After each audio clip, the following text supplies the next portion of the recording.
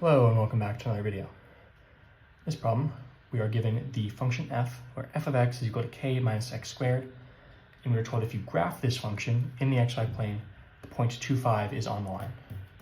So what does that mean? That means that when x is 2, f of 2 is equal to k minus 2 squared, and f of 2 is 5. So from this information, we know that k minus 2 squared is equal to 5. 2 squared is equal to 4. So we have k minus 4 is equal to 5. If we add 4 to both sides of the equation, we get k is equal to 5 plus 4 is equal to 9. What is your final value of k? What the question is looking for, k is equal to 9.